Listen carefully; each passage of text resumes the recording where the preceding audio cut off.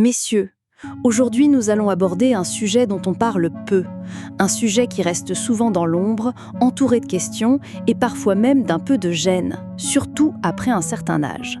Nous allons parler du plaisir solitaire, de la masturbation chez les hommes de 60, 65, 70 ans et plus. Peut-être que vous vous demandez si c'est toujours normal à votre âge, si c'est bon pour votre santé ou au contraire, s'il y a des risques dont personne ne parle. Vous vous sentez peut-être seul avec ces interrogations. Eh bien, je veux que vous sachiez que vous êtes au bon endroit. Nous allons discuter de tout cela ouvertement, avec respect, bienveillance et surtout en nous basant sur des faits et des études sérieuses, notamment françaises. L'objectif n'est pas de juger, mais de comprendre et de vous donner des clés pour vivre votre vie et votre intimité de la manière la plus saine et épanouissante possible. Alors, installez-vous confortablement, nous commençons. Partie 1. Démystifier une pratique, est-ce vraiment si courant ? La première question et la plus fondamentale est souvent celle-ci. Suis-je le seul ? Laissez-moi être très clair, la réponse est un non retentissant.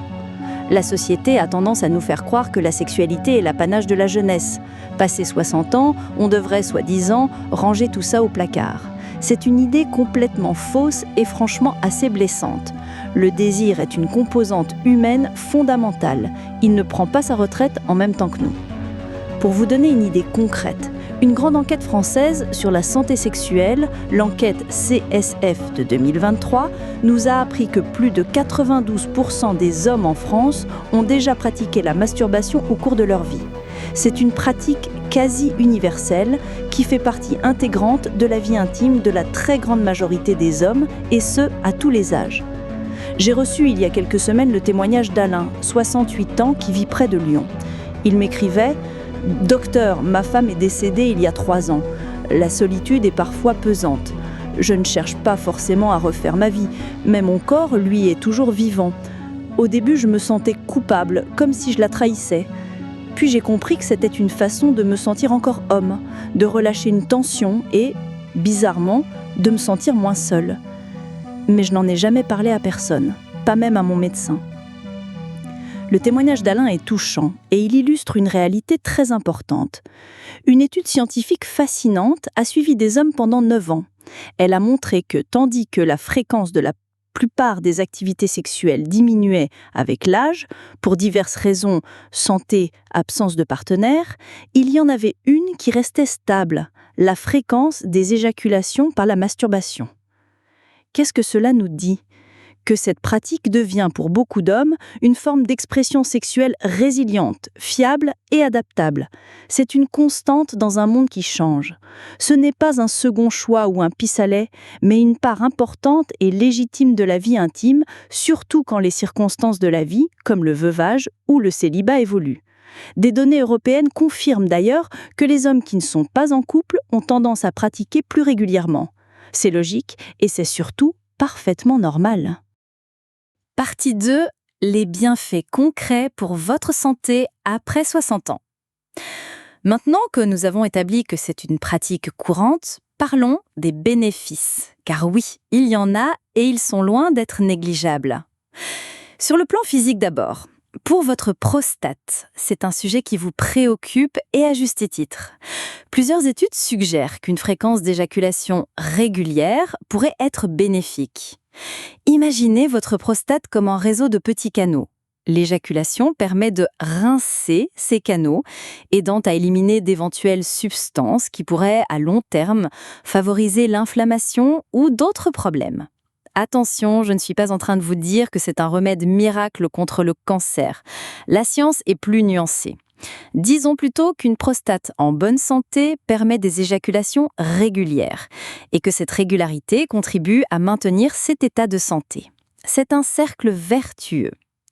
De plus, cela pourrait aider à réduire l'inconfort lié à l'hyperplasie bénigne de la prostate. Ce grossissement naturel de la prostate qui nous concerne presque tous avec l'âge. Pour votre cœur, l'activité sexuelle, y compris en solo, est un petit exercice cardiovasculaire. Le rythme cardiaque augmente, les vaisseaux sanguins se dilatent, le sang circule mieux. Bien sûr, ça ne remplace pas une bonne marche, mais c'est une pierre de plus à l'édifice de votre santé cardiaque. Pour votre sommeil, vous avez du mal à trouver le sommeil ? L'orgasme libère un cocktail d'hormones, notamment l'ocytocine et les endorphines, qui provoquent un état de relaxation profonde et de bien-être. C'est l'un des somnifères les plus naturels qui soit. Beaucoup d'hommes rapportent s'endormir bien plus facilement après. Et sur le plan psychologique et émotionnel, c'est aussi important. Un anti-stress naturel. Dans nos vies parfois remplies d'inquiétudes pour la santé, les enfants, la retraite, le plaisir solitaire est un excellent moyen de relâcher la pression. Cette même libération d'endorphines qui aide au sommeil agit comme un puissant réducteur de stress et d'anxiété. C'est un moment pour vous où vous déconnectez du monde extérieur. Un coup de fouet pour le moral et l'estime de soi. Se sentir bien dans son corps, être capable de se donner du plaisir, c'est une affirmation de sa vitalité. À un âge où le corps nous envoie parfois des signaux de fatigue ou de douleur, redécouvrir qu'il est aussi une source de plaisir est incroyablement positif pour l'estime de soi. C'est se dire « je suis encore là, je suis vivant et je peux ressentir des bonnes choses ». Mieux se connaître pour mieux partager. Cette pratique vous permet aussi de rester connecté à votre désir, de comprendre ce qui vous plaît. Si vous êtes en couple, cette meilleure connaissance de vous-même peut enrichir votre intimité à deux. Vous êtes plus à même de guider votre partenaire, de communiquer vos envies.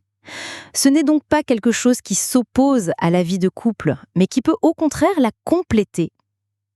Si ces informations vous sont utiles jusqu'à présent et si vous appréciez cette discussion franche et sans détour, je vous invite à faire une petite pause pour cliquer sur le bouton « J'aime » sous la vidéo. C'est un petit geste pour vous, mais il aide énormément la chaîne à être visible. Et si ce n'est pas encore fait, pensez à vous abonner pour ne pas manquer aucune de nos prochaines discussions sur la santé et le bien-être après 60 ans. Merci beaucoup. Partie 3. La ligne jaune. Quand la pratique peut-elle poser problème ?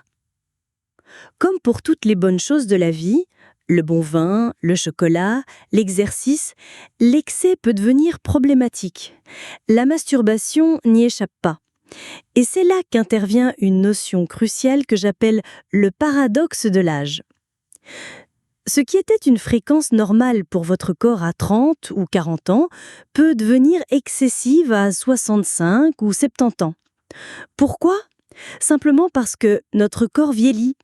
Sa capacité de récupération est moins rapide et il est plus sensible.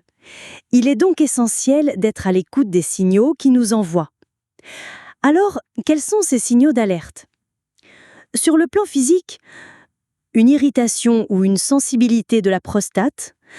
Si vous remarquez que vos symptômes urinaires, envie plus fréquente, difficulté à commencer à uriner, s'aggravent après une période de pratique intense, c'est peut-être un signe que votre prostate, déjà sensible, est sursollicitée. Une fatigue inhabituelle, je ne parle pas de la douce relaxation post-orgasme, mais d'une fatigue persistante le lendemain, d'un manque d'énergie générale. Votre corps a peut-être besoin de plus de temps pour récupérer. Un effet d'émoussement, si vous avez l'impression qu'il vous faut une stimulation de plus en plus forte ou longue pour atteindre le plaisir, c'est que les terminaisons nerveuses sont surstimulées et ont besoin d'une pause. La bonne nouvelle, c'est que c'est très souvent réversible en espaçant les pratiques. Une gêne thoracique ou des étourdissements, c'est rare, mais si vous ressentez une gêne au niveau du cœur pendant ou après, c'est un signal à ne jamais ignorer. Il faut en parler à votre médecin. Sur le plan psychologique et social, le principal risque n'est pas tant une question de fréquence chiffrée, mais d'impact sur votre vie. On parle de pratiques excessives ou compulsives si elle envahit vos pensées et que vous avez du mal à vous concentrer sur autre chose. Si elle interfère avec vos activités sociales, vos passions, le temps passé avec vos proches. Si vous annulez une sortie entre amis ou une visite à vos petits-enfants pour rester seul, il faut s'interroger. Vous ressentez une forte culpabilité ou de la honte après, de manière systématique. Vous ne pouvez pas vous en passer, même pour un jour ou deux, et cela crée de l'angoisse. Ici, la masturbation n'est plus une source de bien-être, mais devient un refuge qui peut vous isoler. Et l'isolement est l'un des plus grands risques pour notre santé en vieillissant. Partie 4. Nos conseils concrets pour une pratique saine et sereine. Alors, comment trouver le juste équilibre ? Voici quelques conseils très pratiques. La règle d'or est « écoutez votre corps ». C'est le conseil le plus important.